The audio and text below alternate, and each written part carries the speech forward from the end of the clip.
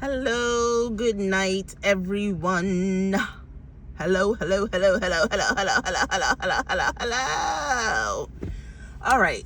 So tonight I was just sitting here. I watched a video of a prophetic word that a young lady had gave, and I looked in the comments. It was pretty much a prophetic word about moving, telling the chosen, that this was their confirmation to move. And I was reading some of the comments, and I seen this one girl talking about how she lives in a building with witches and how she's afraid to move because she's been homeless before, and right now she doesn't have a car, a job, or any family members that's willing to take her in. You know what I mean?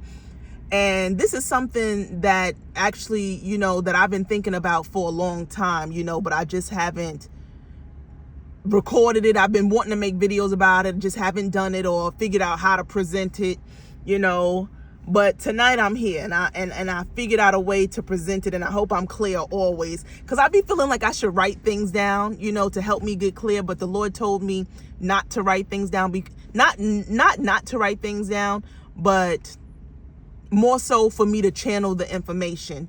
So to pretty much not write it down, because I realized when he was giving me, I don't want to say he, I always say he, because that's what we're used to thinking, that God is a he.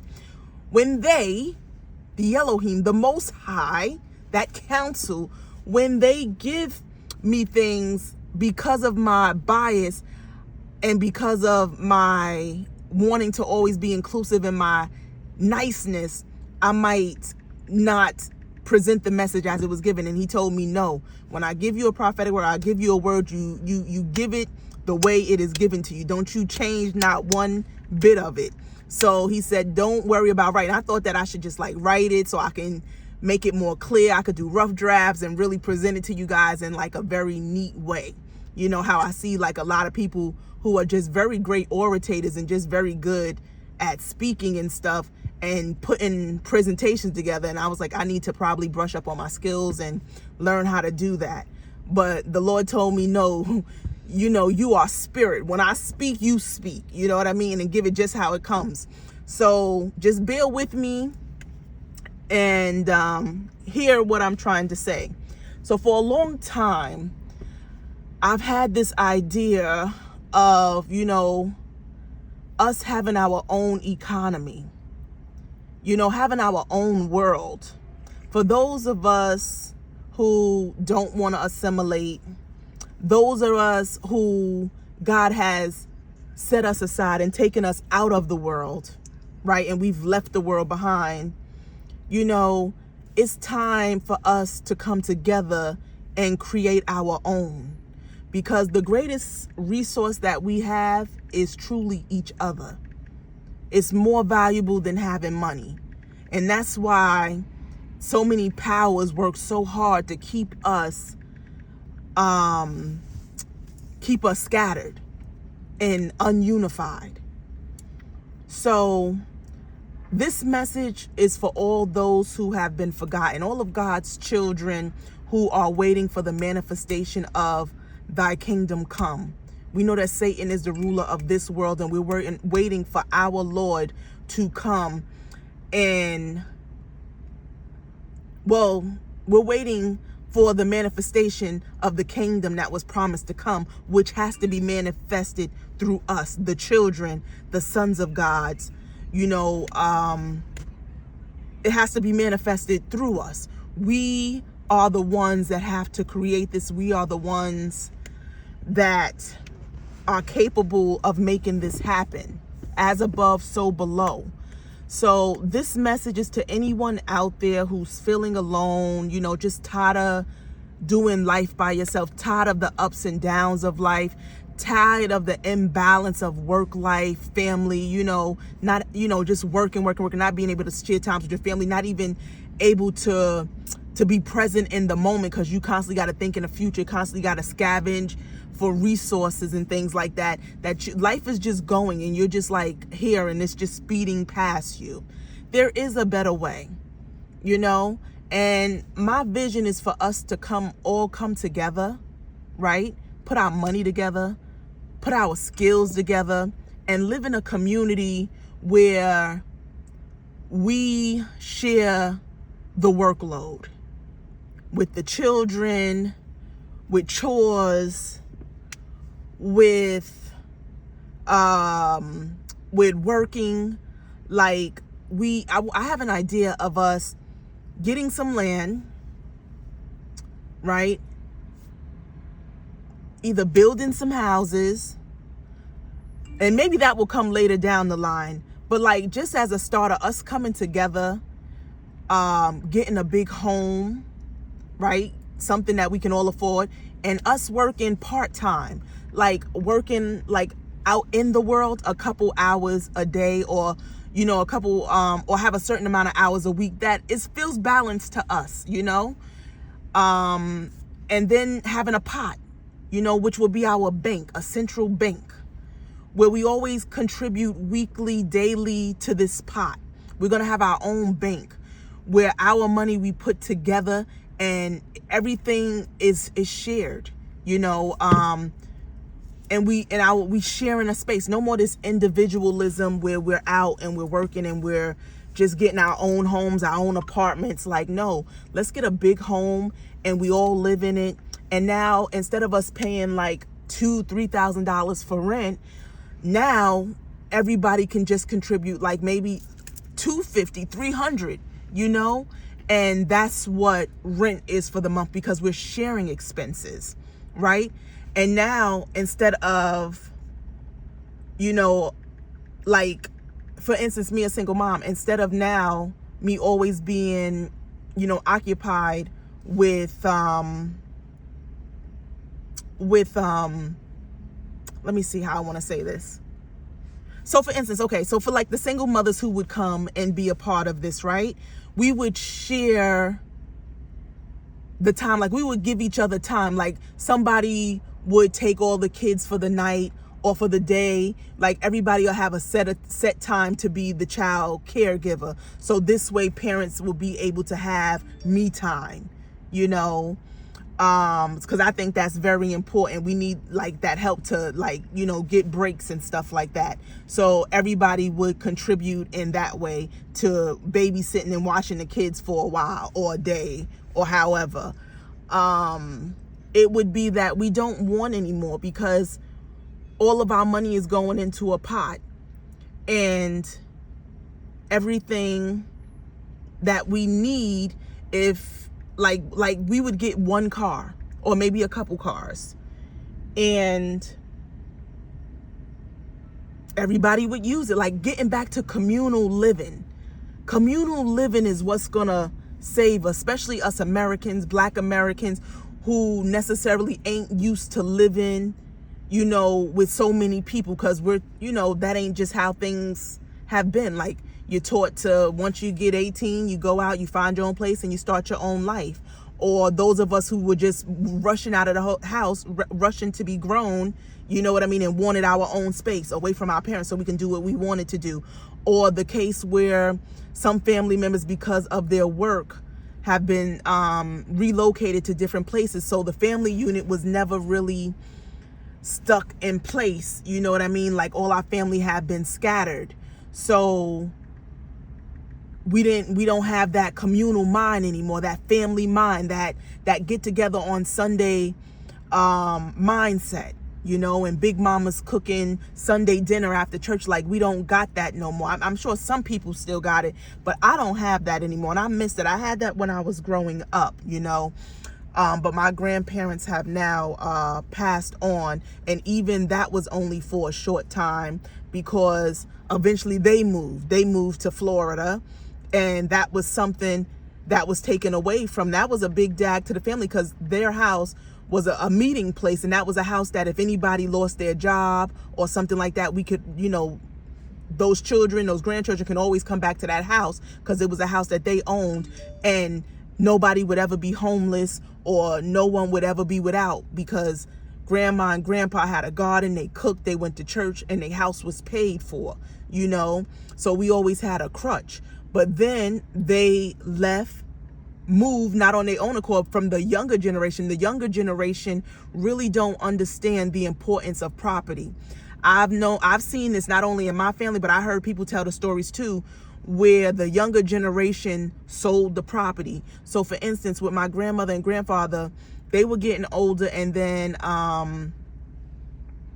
their children decided to, one of the children in the family, he became a preacher, and he decided to go, God, I guess, instructed him to move to a new city and start up a church, and he took them with him in their finances. So they went with him, and then eventually they sold the home for a profit, right?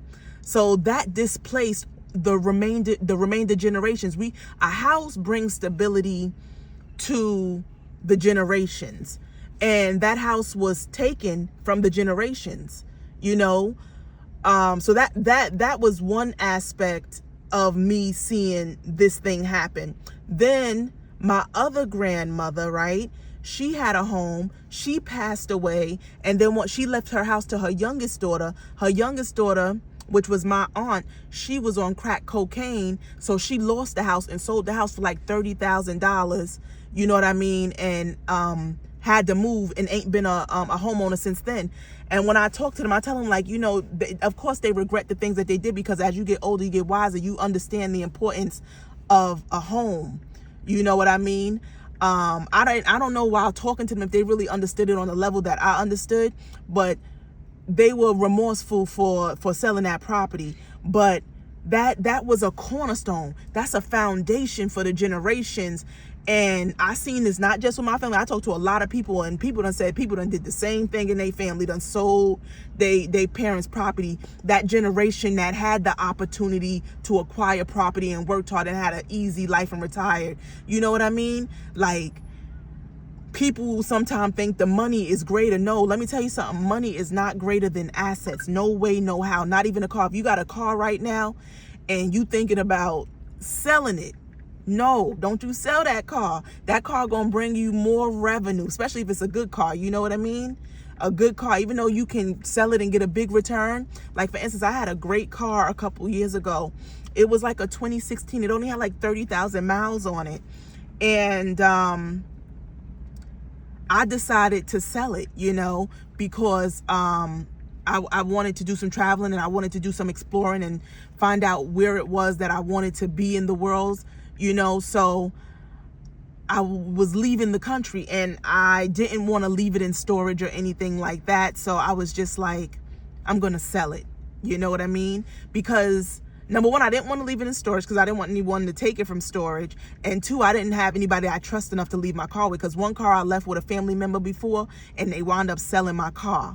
You know what I mean? So I couldn't leave my car with anybody. So I was like, I'm going to sell it, you know? So I sold it, and I got a great profit. I made like 120% off that car, you know, a great return, you know? But when it was all said and done, after I came from my travels and realized that I wasn't going to be living abroad, or where I thought I was going to be living at the time, I had to come back and get a new car and get a finance car. And I realized then, like, what the hell did I do? I had a great car. I shouldn't have never got rid of it, you know? And that's when I realized that assets truly are greater than money. That cash money was lovely, but that car would have generated me way more than that 120% that I got back. Over the lifespan of that car, I would have made a tremendous amount more, you know? So that's another thing for anybody out there that might be listening to this video and thinking about selling something. No, don't you sell nothing that your ancestors done worked hard for. Don't you get rid of them house. I don't care if you ain't got nobody to take care of that house. Shoot, hire me. I'll be the property manager, and I come out there and watch after that house. But housing is so important to our people, because it's important. Like, literally, like, I've been fighting homelessness like literally all my life since I left my mom's house, like at 17 or 19. Like, I would always like constantly get a place, then I have to find a new place, you know, whether it's somebody who had, like, at one time I was living in a lady's house that she decided to sell, so then I had to leave. Just all type of stuff coming up to where, you know, I didn't have any stability. And not having that stability never really gave me the opportunity to get rooted and get planted, you know? Had I known what I know now, right, I would have never left my hometown, You know, as young people, we are very impressionable, and you know, I was an adventurous young woman. You know, I wanted to go explore the world as it's advertised to you. You know, we see all these things and we think there's something greater than what we have out there. You know, this is the great illusion that is placed on us, you know. So through that illusion, these people who rule the world, that are the movers and shakers, that have control over people's lives, you know, they sell you this illusion. And now I left my hometown, and really now it's like really no way to go back in. I could literally go back in, but I would be, you know, not in a house, because it's like $4,000 to live there. You know what I mean? The people of that time that lived in that city, which was a predominantly all black community, it was homeowners. The older ones were homeowners. Then the generation, like a couple generations under the homeowners, were a lot of young women who had Section 8. So then the other people were Section 8. So we had a lot of people coming and going, right? But I didn't have this wisdom and knowledge of how the world worked. If I would have known these things, that it's hard for you to get back into places, I would have never left my ancestral territory. It's important for us to remain in those lands where our ancestors built and are even buried at, you know? So it's like we forfeit our childhood memories, our everything, you know, when we leave these lands and we got no way to come back in, because these people who, you know, these people who are the movers and shakers of the world, and these people that have these, I don't want to call them movers and shakers, but what's a better word for them? These, I guess we just call them rulers. They're rulers. These people who control the movements and migrations. You think you moving because you want to move. No, these people are masterful. They will set things in place to make you begin to start looking other places. You know what I mean? Because they have a plan for certain areas. They say, okay, by 2045, we're going to build this up, and now we're going to move all these lower income people out of here, or we're going to buy out the blacks, and we're going to turn this into this. You know, they're constantly doing this all over the country. You know what I mean? So anybody who is young right now watching this video, I know you think there's things out there in the world for you, and perhaps there are, you know, perhaps there are, you know, and also you have to live and learn. For a lot of us, you know, you got to live and learn. You know, that's what life is about. It's about a journey. But I just want to put that in your head to know that sometimes it's hard to get back in those places where you grew up at, you know. It's not such an easy task. You can do it, you know. It's possible, but it's not as easy if you're not willing to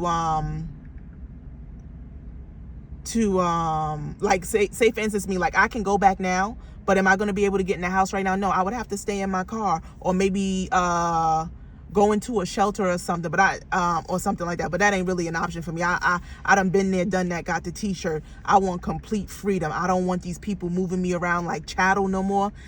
I just can't do it. You know what I mean? That ain't an option.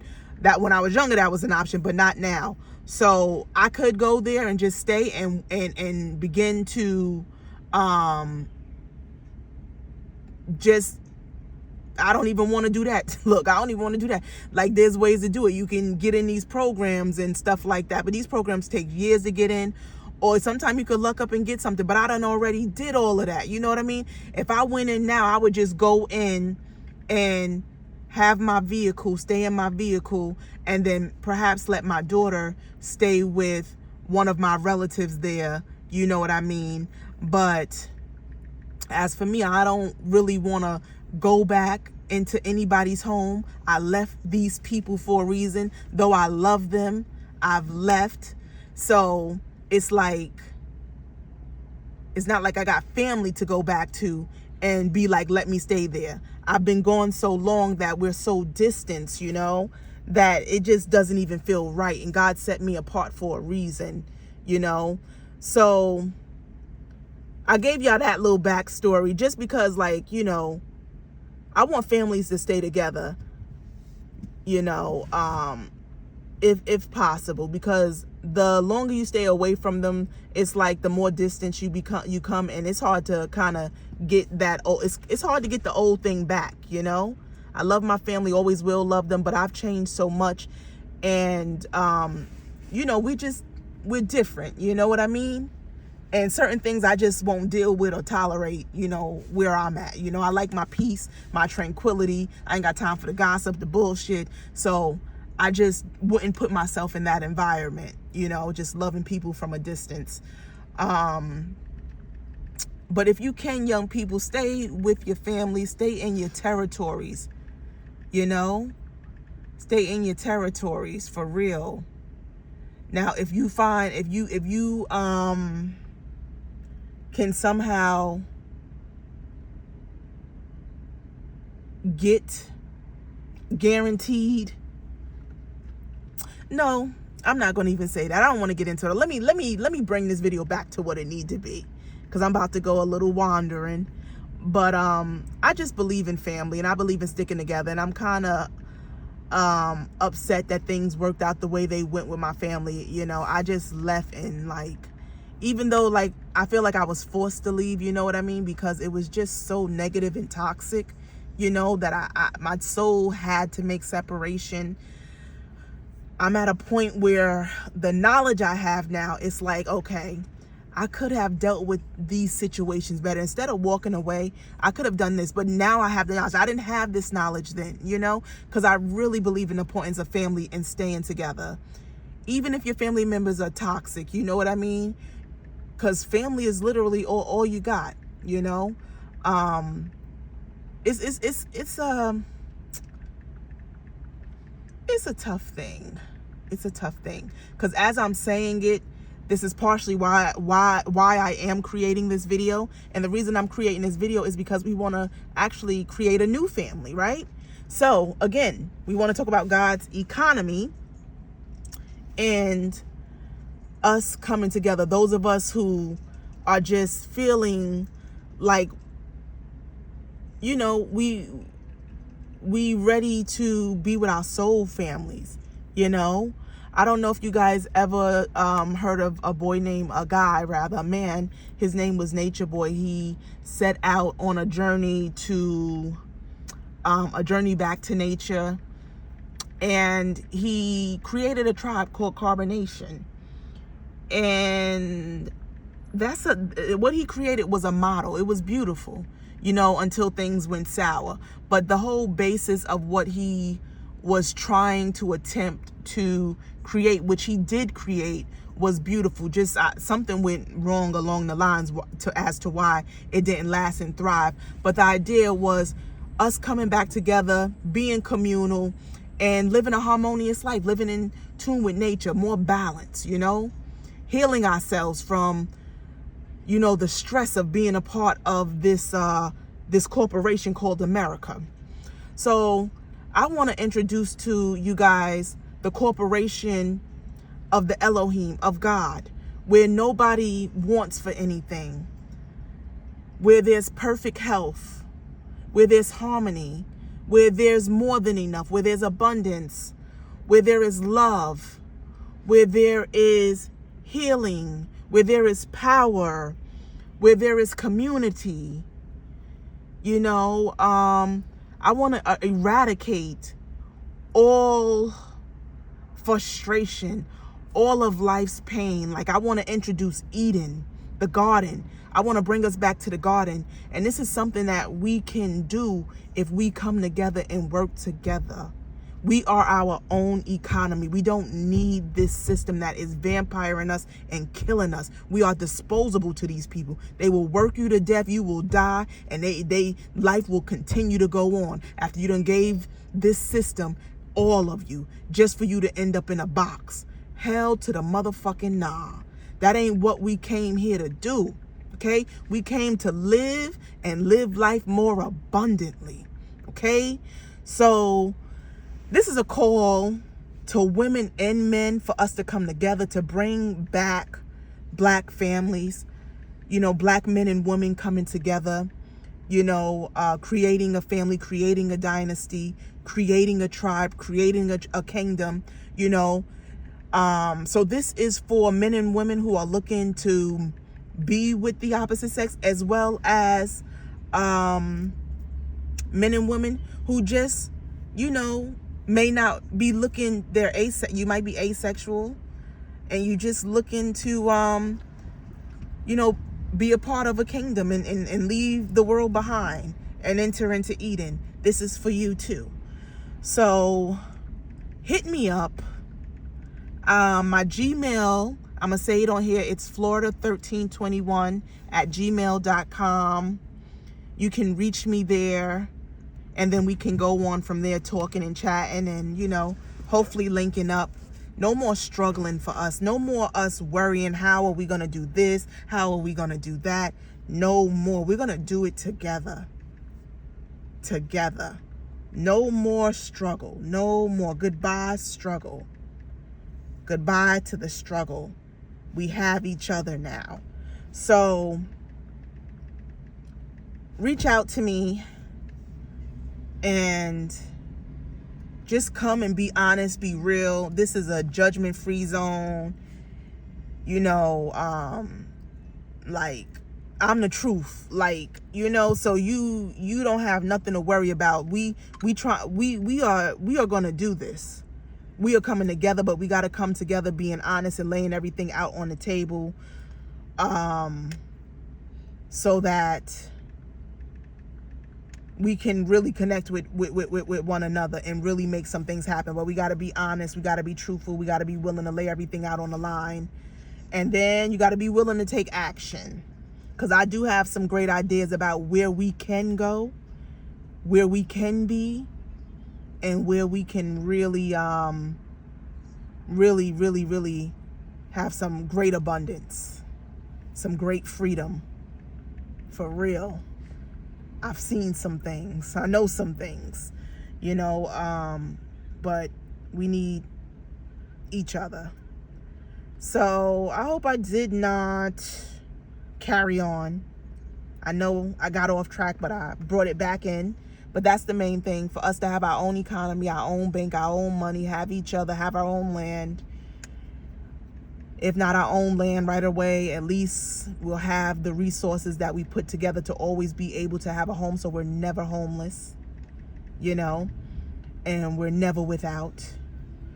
So if you like that idea, again, hit me up. I'm looking forward to hearing from you guys. Peace.